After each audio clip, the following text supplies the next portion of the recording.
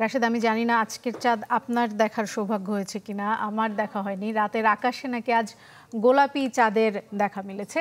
মহাজাগতিক এই দৃশ্য দেখতে রাজধানীর আগারগাঁওয়ের জাতীয় বিজ্ঞান এবং প্রযুক্তি জাদুঘরে হাজির হয়েছে স্কুল কলেজের শিক্ষার্থী সহ অনেক সাধারণ মানুষ। এবং যারা গেছেন তাদের জন্য টেলিস্কোপের ব্যবস্থা করেছে কর্তৃপক্ষ, এমনটা আমরা খবর পেয়েছি।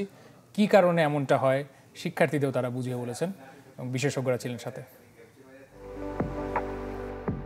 নামে পিঙ্ক মুন হলেও গোলাপি চাঁদ আদতে পুরোপুরি গোলাপি নয়। সাধারণত এপ্রিলে চাঁদ ও পৃথিবীর দূরত্ব কমে হয় ৩৫,০৭,০০০ কিলোমিটারে। এমনিতে যা প্রায় ৩৮,০৪,৪০০ কিলোমিটার। এপ্রিলের জ্যোৎস্নায় তাই চাঁদকে বেশ বড় মনে হয়। প্রাচীনকাল থেকেই বসন্তের বা গরমের হাতছানির এই চাঁদকে নিয়ে আছে নানান মতবাদ, নানা নাম।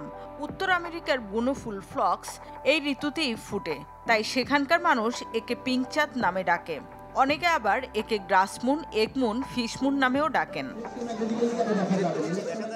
যে নামেই ডাকুক, এই বড় চাঁদ দেখতে স্কুল কলেজের শিক্ষার্থীরা হাজির হয়েছিল রাজধানীর আগারগাঁওয়ের জাতীয় বিজ্ঞান ও প্রযুক্তি জাদুঘরে।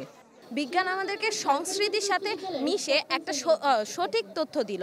যেমন পিঙ্ক মুনটা আছে একটা নর্থ আমেরিকার একটা কালচার, ট্রেডিশন, যেটা একটা সংস্কৃতি। পিঙ্ক মুন, যেটাকে আমরা বলি গোলাপি চাঁদ, সেই গোলাপি চাঁদ আসলে গোলাপি রং ধারণ করে না, সেটা একটা কালচার, নর্থ আমেরিকানদের কালচার। এটি আসলে আমি টেলিস্কোপের মাধ্যমে দেখলাম, এটি আসলে পিঙ্ক মুন না। এ সময় চাঁদ, সূর্য আর পৃথিবীর কক্ষের অবস্থান বুঝিয়ে বলেন বিশেষজ্ঞরা। পিঙ্ক মুন কোনো বিরল ঘটনা নয়। এর অ্যাস্ট্রোনমিক্যাল গুরুত্ব বা অ্যাকচুয়ালি যে দেখতে পিঙ্ক লাগবে তা কিন্তু নয়। পৃথিবীটা আসছে চাঁদ আর সূর্যের মাঝে। তাহলে পৃথিবী এই যে চাঁদের যে আলোটা যাচ্ছে, সেই আলোটা কিন্তু পৃথিবীর বায়ুমণ্ডলের ভেদ করে যাচ্ছে। আর পৃথিবীর বায়ুমণ্ডল দিয়ে যখন ভেদ করে যাচ্ছে, তখন আমাদের নাইট্রোজেন পার্টিকেল আছে, এই নাইট্রোজেন পার্টিকেলগুলো কিন্তু আলোর বিস্ফোরণ ঘটাই দিচ্ছে একটা ইসের মতো, মানে আর কি একটা, মানে কি বলবো, এটাকে প্রিজমের মতো।